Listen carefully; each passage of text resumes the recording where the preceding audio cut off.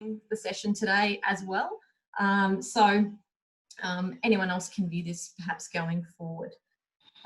Just to let you know, this is basically just a supporting event of the award. So it doesn't necessarily count towards any of your activity requirements of the award. It is just purely to give you a bit of a stepping stone into looking into either a supplementary or volunteering activity for the award, which is being a mentor or a mentee. So without much further ado, I will hand over to Kate. Thank you. Thanks, Sarah. Thanks very much. And thanks everyone for joining us today. I'm just going to share my screen with you now. Look, as Sarah said, happy to take questions. This is a session for you. Sarah and I are both fairly informal people, so we'd love it if you've got questions and we're going through things. Please feel free to post those into chat. So look, I wanted to start by saying some time ago, I was about to deliver an induction to the Bell Career Mentoring Program. I was in a room full of industry mentors and student mentees. And a few minutes before I took to the podium, a student came walking through the door, beelining for me, and a few metres out, had the pointer finger out and said, "I hope you're aware of the impact mentoring has on students' careers and potentially their lives." And at this point, Sabrina was reasonably emotional. And at that point, I recognised that she had had a transformative moment in her mentoring relationship. Mentoring is incredibly powerful. Transformations happen all the time, and I have been lucky and privileged to be beside those transformations for mentees and mentors. Equally so, the wheels sometimes fall off a mentoring relationship, and when that happens, it's disappointing. But success or wheels falling off, there's some common themes that run through those experiences. And today what I'd like to do is to talk to you about those themes, and to hopefully by the end of the session, you're going to walk away knowing what to look for in a good program, how to behave as a great mentor or a great mentee, and generally understand that mentoring is one of the most powerful professional and personal development activities that you can ever undertake. Sorry, Sarah, I'm just going to change my screen a little bit. So, mentoring is the oldest professional personal development activity, and it still remains one of the most significant and most successful. And if I move away from looking at that enhancing your career and your personal development, because they are somewhat subjective and they're difficult to measure, I'm going to go for the mercenary things.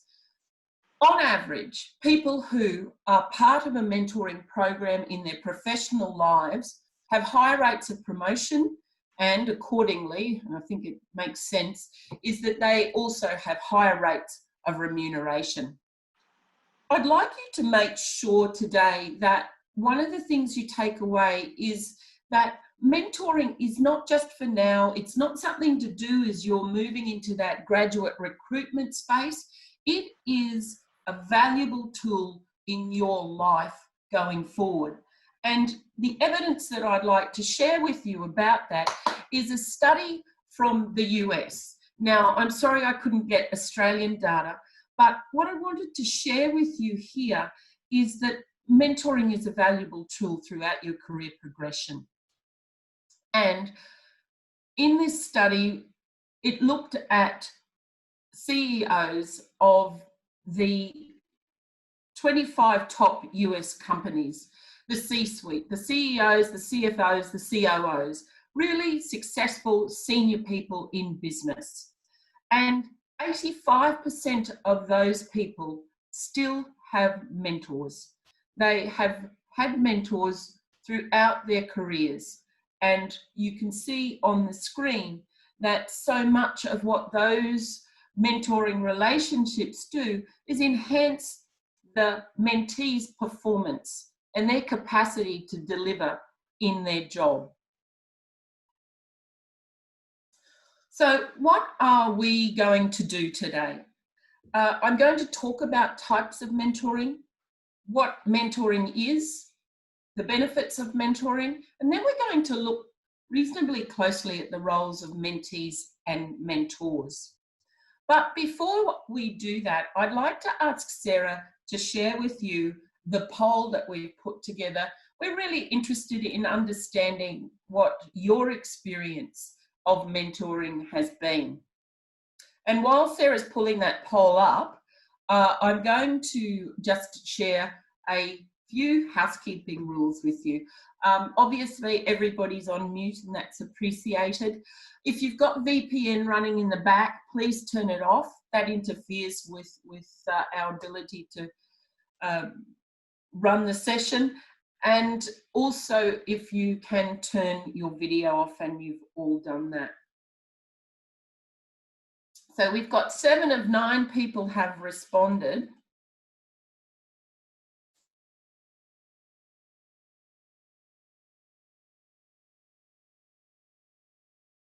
Okay, so what I'm seeing from here is that we have, most people in our group today haven't experienced mentoring. We've got some representation of people who've been mentees, well done, and someone who's been both a mentee and a mentor. So thank you for sharing that with us. In fact, I'm going to be bold and bet with you that most of you actually have had some experience in a mentoring relationship. Now, that may not have been in a formal program, but mentoring exists everywhere in an informal way. It may have been a teacher or a tutor or a lecturer, hopefully, that you've really engaged with. It could be that you've been a coach in the under-9s, or that you've had a coach that's really influenced you. It could be that you've been a leader in your religious community, or that you've experienced mentoring from your parents or friends or colleagues. Shared experiences that enhance your insights and understandings as a mentee, and vice versa for mentors. So we can get rid of that. Thank you for sharing that with me. Today we are focused on career mentoring, and generally those are structured programs, particularly in your early years. So what I'd like to do now is just talk a little bit about the conceptualizations underpinning mentoring programs. We're all aware that there are many types of mentoring programs. They come in all different shapes and forms. It's virtual, it's group, it's one-on-one mentoring, it's face-to-face. Not a great fan of the notion of flash mentoring, but I'll get on that soapbox a little bit later. What I do want to say is that there are 2 dominant conceptualizations of mentoring, and you'll see these on the slide. The first is what we're calling directive or traditional mentoring, and that's very much that coach team where, as you can see with this arrow, the coach has the knowledge, the experience, and they are sharing that and imparting that to the mentee. You'll see that very, very often in, well, always actually, I'm going to say, in the sporting field. Expert coach delivering their experience, their insights to team players. Then we move, and this is where my focus is, on the reciprocal or the experiential. And you'll see the major difference here is that arrow that goes across, where we've got a 2-way communication. Both mentee and mentor are proactive partners in the learning process. There's mutual exchange, so information is shared both ways, and in that mutual exchange, there's mutual benefit. So both the mentee and the mentor grow and benefit from the relationship. And there's always emerging and alternative models. So the more mentoring experiences you have, the deeper and broader the benefit of mentoring is going to be for you. Like any skill, the more you do it, the more those muscles develop and the better you become at mentoring.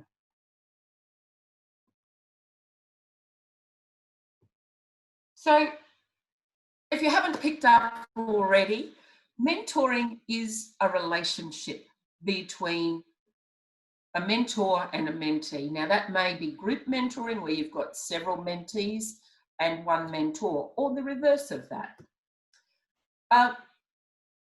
What makes a good relationship? If we all start thinking about our relationships and the ones that we really, really value, I'm going to suggest to you that there's some common elements. They're based on mutual trust. They're also based on mutual respect. And in those relationships, you don't just coast along, you challenge each other. Good relationships are not static. They grow with the people involved and they are developmental. And that is the same with mentoring.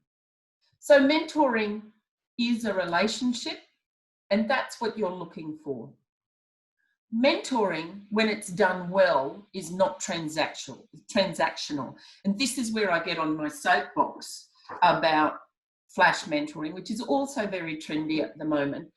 But flash mentoring is transactional. And what I mean by flash mentoring is when you can go to an opportunity, have someone who's got some experience and ask them a single question and then jump back out of that relationship. And you can go in multiple times with multiple mentors to get that information. That's not good mentoring. It's a valuable experience, but I suggest that it is something other, which we might just call advice, that has structure around it and accessibility.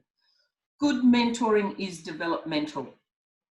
Now, I can't give you an overarching goal or definition of mentoring. What I can say to you is something that I have observed and research supports that underpins good mentoring definitions, good programs, good experiences. And that is that mentoring is a non-judgmental relationship in which an experienced person or a person of differing experience. Now that might mean that you could apply that to reverse mentoring, where in a hierarchical organisation, you have a very senior person being mentored by somebody who is not as senior as them, but has an expert knowledge about something. So it's that person with greater experience or different experience offers their knowledge, their insights, and their encouragement to facilitate learning and development. And that's really, really important when you are going into a mentoring relationship where you might be the mentee, it might be your first experience of mentoring, and you're being mentored by a really senior person. Know that you bring value to the relationship, that is important, and that you can provide development opportunity to your mentor. And that's when mentoring truly hums, when the exchange, as I've said, runs both ways. Also remember this, a good mentoring relationship is professional and equal. It recognises, as I've said, that both mentee and mentor grow from the experience.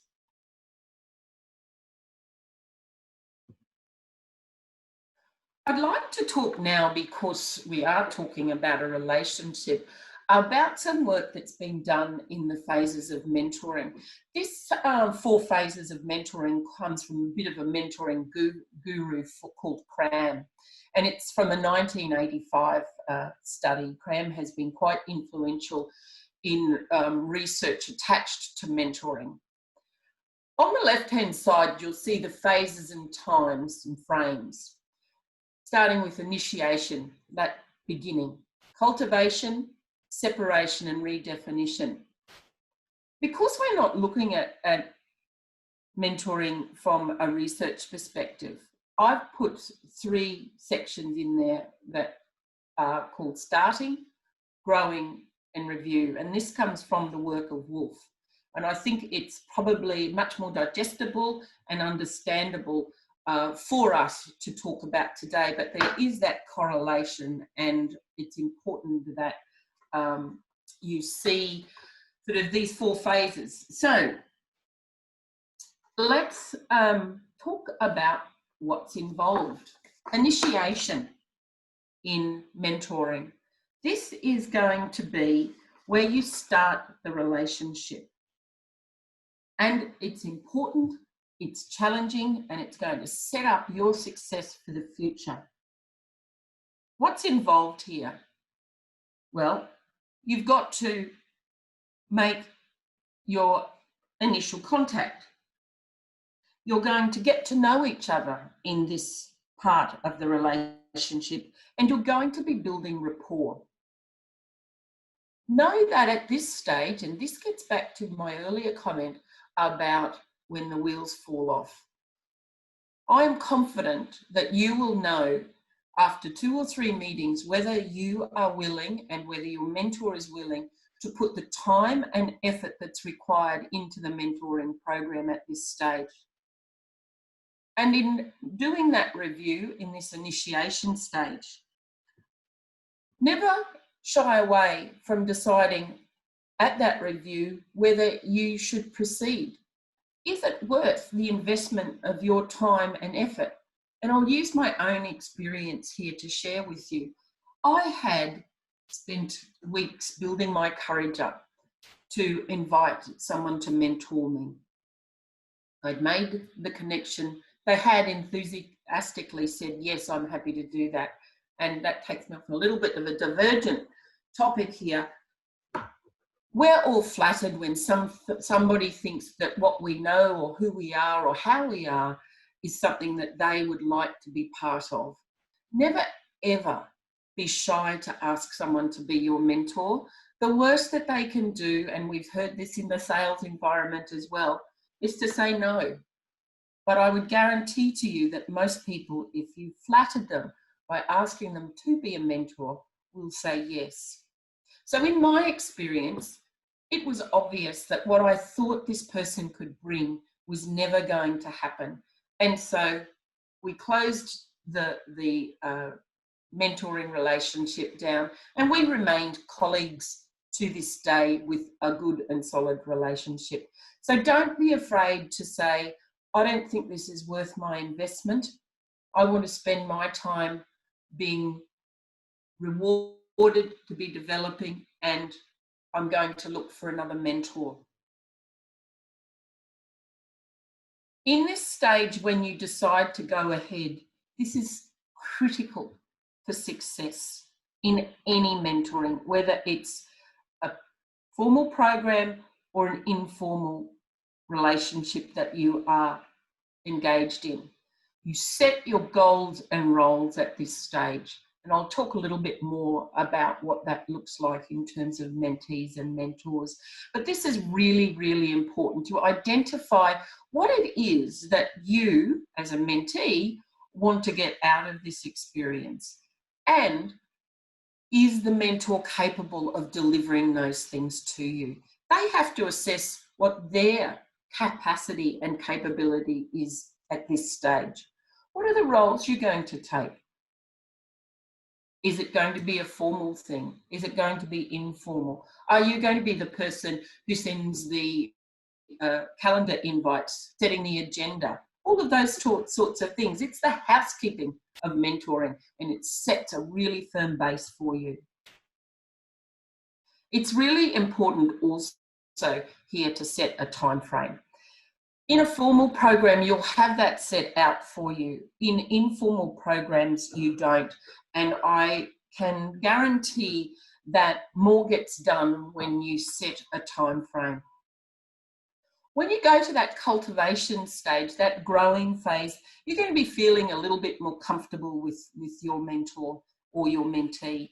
And the relationship at this stage is flowing along nicely. That vulnerability, that nervousness, that tightrope that you're walking has gone, and you understand how you interact a little bit more with each other. Note though that sometimes in this period, the growing cultivation, mentoring becomes a talk fest, and that's not valuable to you. This is where those goals and roles and timeframes come into being. You can refer back to them and you can remind each other that this is what you'd agreed to and this is what you want to do.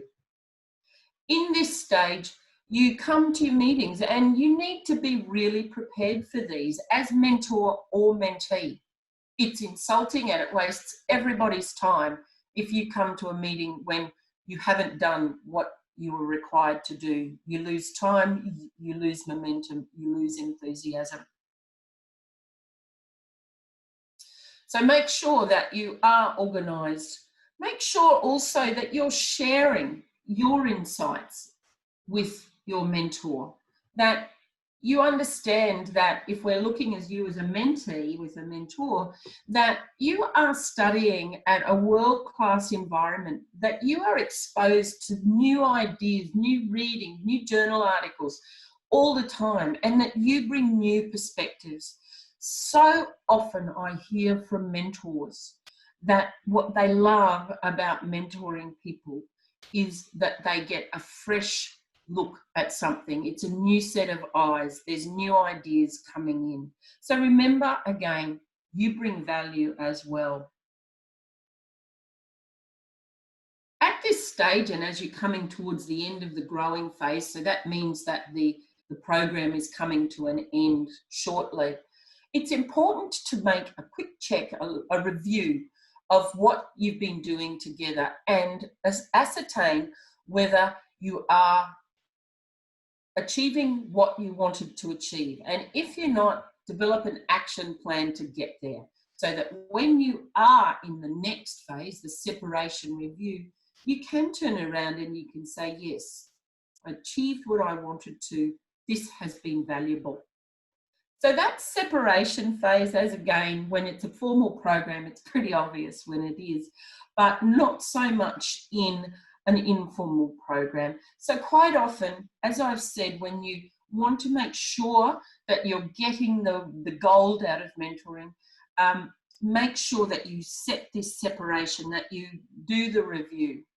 This is where the roles of mentee and mentor separate a little bit. And I'm just going to talk quickly about, in the separation phase, what a mentor might be doing. They're going to look at the goals that you set together and they're going to say, were they achieved? I would hope that they can say yes. They're going to look at the process. What did we do? How did we do it? Was it good? Wasn't it so good? What can be improved? They're also going to give you some feedback. Take that on board. Some of it's going to be challenging. You can take all of it, you can review all of it, and you can learn from some of it. Mentees are going to take stock, and I suppose that's just what I've spoken about. What did I achieve?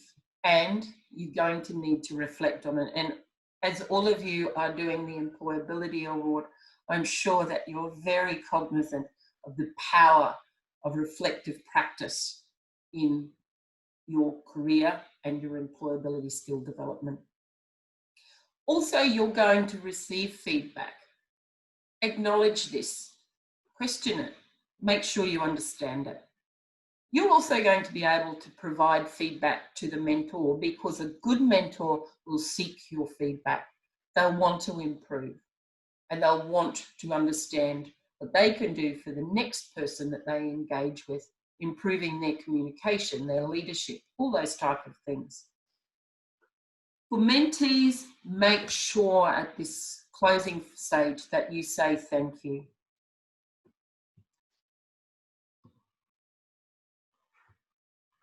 I'd like to talk now a little bit about what the role of mentors is in an experiential program, and what the role of mentees is in that same type of program. Mentors should be a bit inspiring, I think. They are there to build trust and to listen. They're very much there to build trust and to listen. They're going to ask you questions and they're going to provide support to you.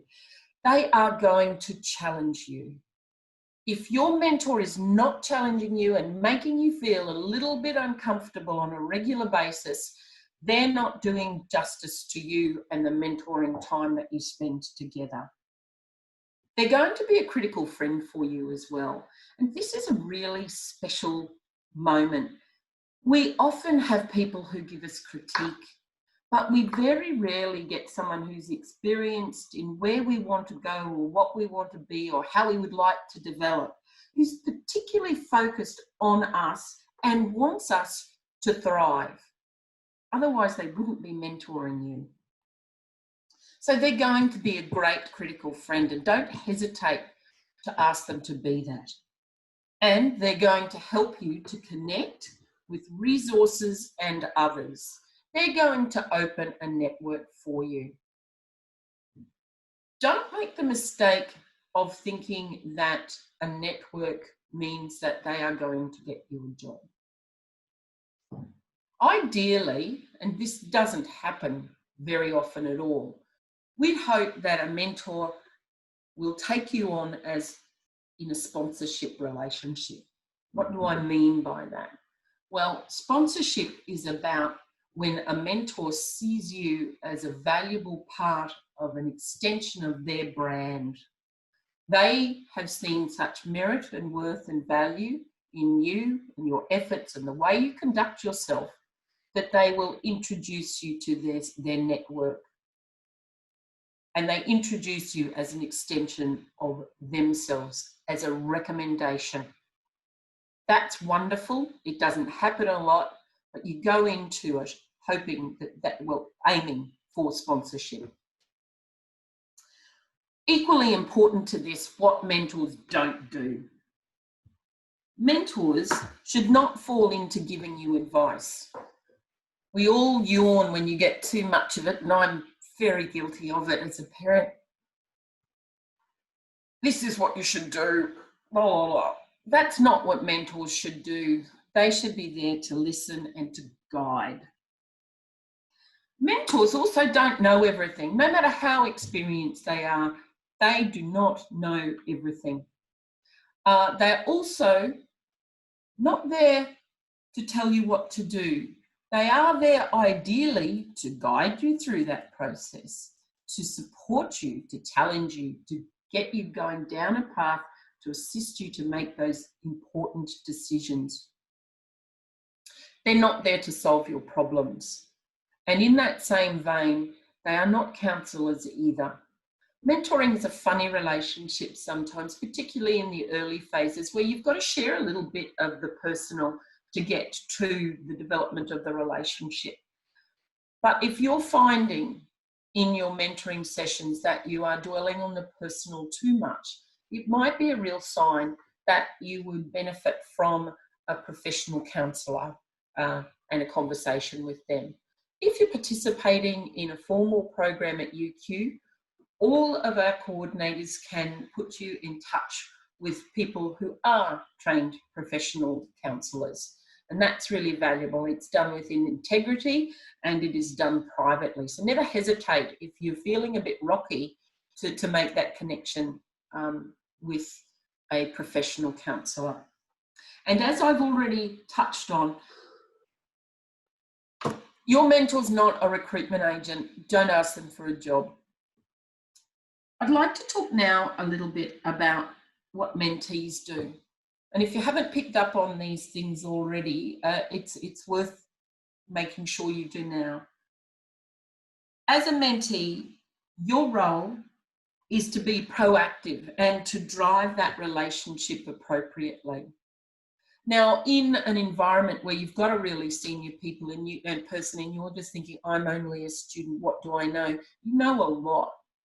But the way that you can establish very easily your contribution in those beginning phases until your confidence builds up is being the person who sends the calendar invites, being the person who sets the agendas, being the person who looks after the nuts and bolts, the processes and procedures. And as you do that, it will be appreciated, and I hope that you will see that your confidence grows as well. You're going to also be responsible for negotiating the agenda for discussion. It's not for the mentor to set this alone. They're going to have some pearls that they want to share with you, but it's really driven in good mentoring relationships by what you want to talk about and where your needs are. You're also going to need to listen and clarify and reflect. Don't forget to clarify. Often what we do in listening, we don't actively listen. And in clarifying, we can actively listen, and we can make sure that we understand what people have said and how best to action what they're talking about. As a mentee, you need to take responsibility for your relationship. And what I like to do for mentees is call this the charm offensive. I've talked about much of this already in the development and the stages, but I can't reiterate it enough. There's only one first impression, and that first impression starts even before you have a face-to-face, whether it's virtual or physical, with your mentor. It starts when they might leave a message on your phone and it's not quite a professional message. It starts when they get an email from cutiepie@gmail. Not good. It starts from that first connection that you make in some form of communication, whether it be verbal or written.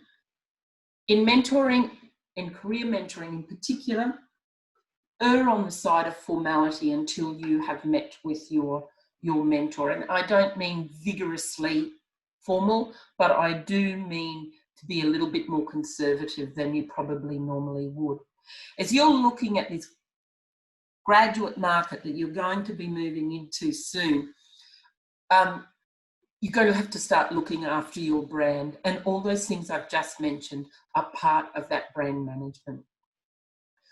We've talked about being prepared. Don't be hard work. Nobody likes hard work. Know the topics that you want to talk about. Have questions. That's as valuable for you as it is for the mentor, particularly in your early stages, because if you've got those hideous, quiet moments, you can fall back on one of your questions.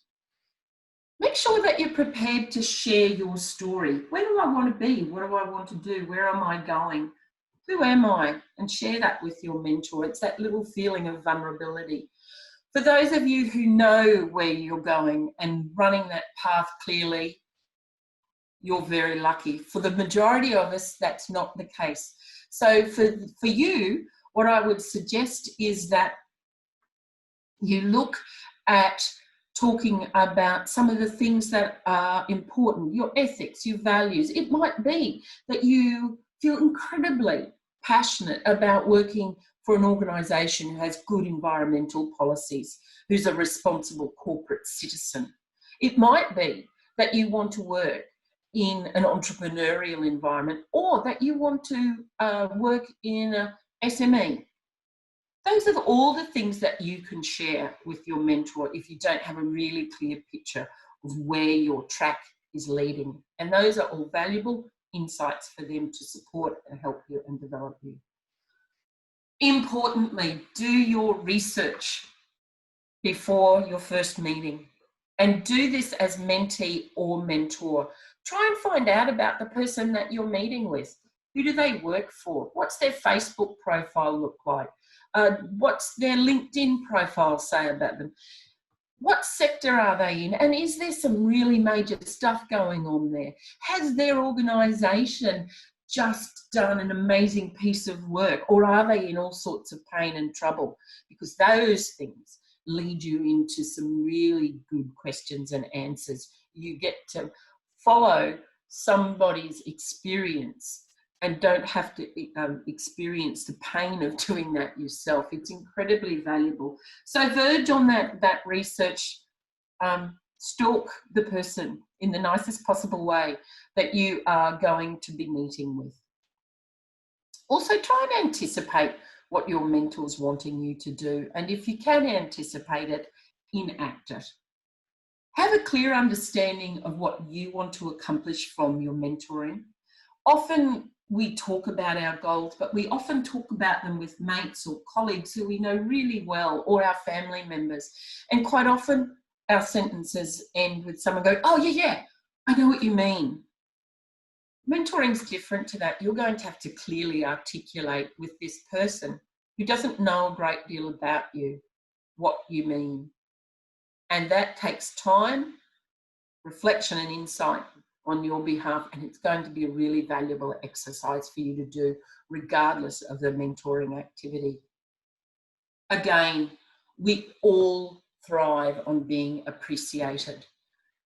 I'm sure that when someone says thank you to you or shows you some attention, you want to give them a little bit more.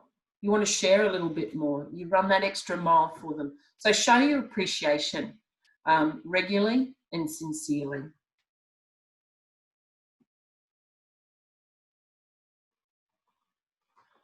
I'd like to move now into the elements of a good mentoring program. Mentoring programs have structure. Now, as we've mentioned, that is easier when it's in a formal program, and that's generally where career mentoring falls, but it's equally important for you to set that structure up if you have an informal association with a mentee or a mentor.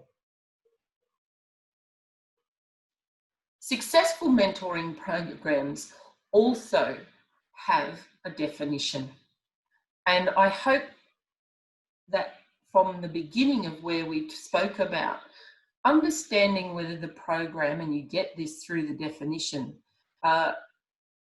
is directive or experiential, will lead you very much into the behaviour that's required. It also instructs your mentee or your mentor. So you are operating on a similar platform. So look to the definition, it's important. A set of guidelines are critical. Guidelines talk about how the process and procedures go. Who's going to drive the program? Have that conversation. Who's going to do that in your relationship? Make sure you set out dates and meeting agendas. Those things are important. A good program also has a code of conduct or a code of ethics. They have many, many names, but that is different from guidelines. A code of ethics or conduct talks about how you're going to conduct yourself. Often it will have things about privacy, the expectations if something goes wrong. A code of conduct is essential.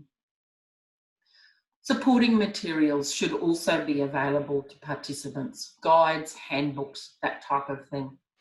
And an agreement or a contract is also really valuable. What that does is actually sets out what your goals are, and it's something that you discuss together and you agree together. So there's, again, clarity about where you're headed and what you're wanting to achieve. As I've said, and I'll keep saying this, and I know it's dull and boring, but identify those goals that you want to achieve. Craft it together. Today, if you walk away with one message from our time together, this is what I'd like you to know.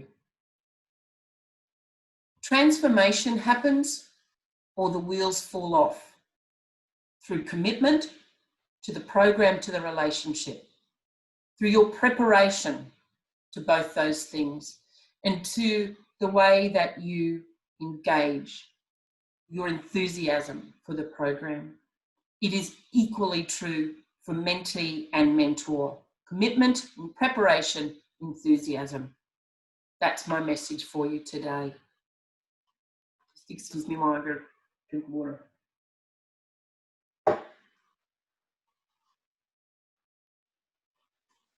It's important here, and these 3 words encapsulate all these things. Mentoring is about mutual trust. When each of you are committed to a relationship and to the program and to the process, it hums along. When you're enthusiastic, it hums along. Remember, with mentoring, your experience, getting the gold, getting the transformation is directly commensurate with your commitment, your preparation, and your enthusiasm. And don't be passive.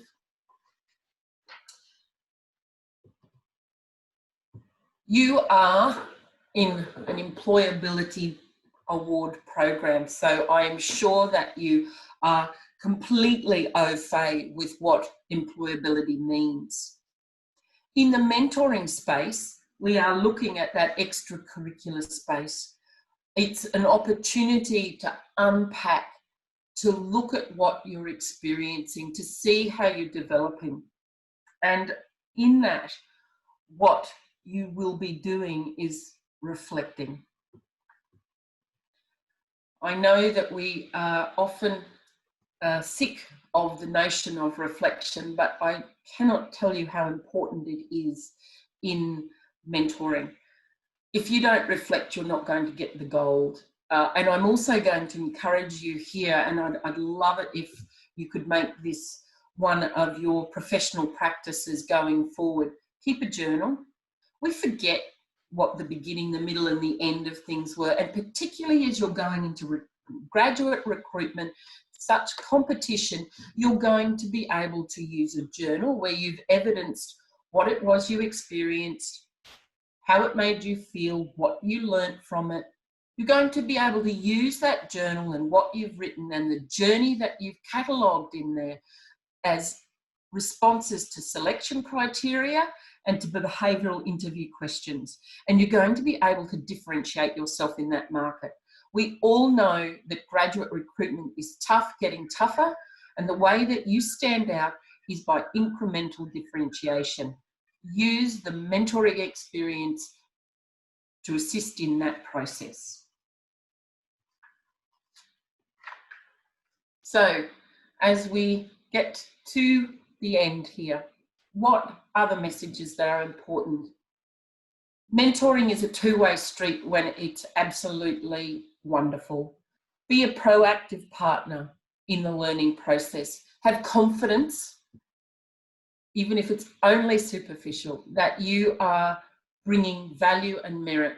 Great mentors come to mentoring because they get something out of it too. It's not just for their CV, although it is very trendy at the moment. It's mutual exchange. It's professional and it should be respectful. And if you don't feel those two things, you get out of that relationship and move to something different. Make sure that you set your goals and you speak about that early and regularly. When you don't have similar expectations, the wheels fall off, it's dysfunction. Plan your meetings, know what you're going to talk about. Share resources. I'm sure that you search in different ways to the way that I search for information, and that is going to bring up different things. You're going to be able to bring some of the things that you get from the subjects that you're doing. Don't be afraid to share those things. Don't be afraid to ask either. And ta-da!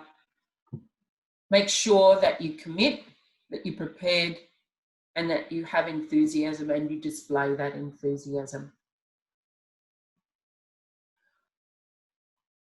Blatant promotion here. UQ has a lot of mentoring programs. It offers mentoring in both the peer-to-peer and career.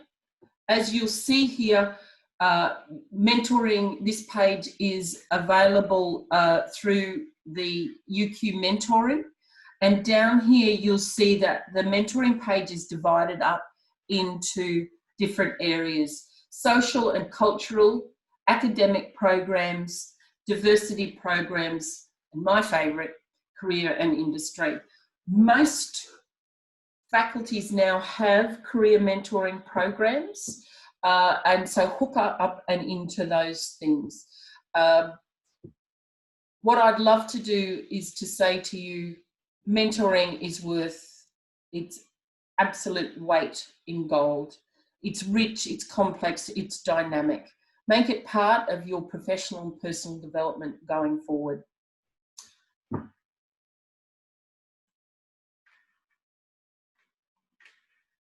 And that's it from my formal part of the process.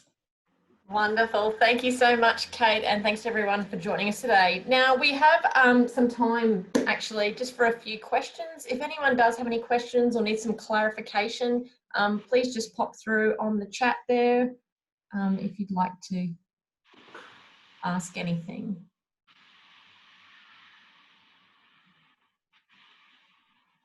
I was just going to say, actually, on the back of what you said there, Kate, there's the Bell Career Mentoring Program, as I understand it.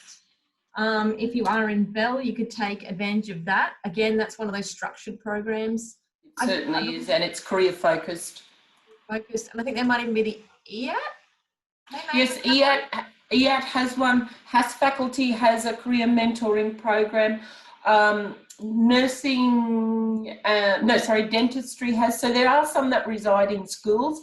Not everybody has a mentoring program at this point, but if you are super interested in hooking into something, by all means, feel free to email me. I'll put my details down in the chat and I'd be happy to connect you. Again, that UQ mentoring site lists all those things as well, Sarah. Okay, great, thank you. So yeah, thanks, Carla. So yes, Carla has suggested even there that she's going to start looking within her own faculty, which is a great start. And obviously you've also been given the skills today and a bit of a program map of how to even embark on your own mentoring, even if it's not in a structured program, but perhaps with somebody else in your networks or someone that you go and join a new network with. So it doesn't look like we've got any other questions. So good job, Kate. But please, is silence golden? But yes, please get in touch with us via Kate's email there, because she is the Work Integrated Learning and Career Mentoring Advisor here at UQ, so she knows all. Otherwise, thank you so much. And if I don't, I'll find out for you. Yeah. Thanks for coming, everyone. Stay safe, stay well, and we'll see you around.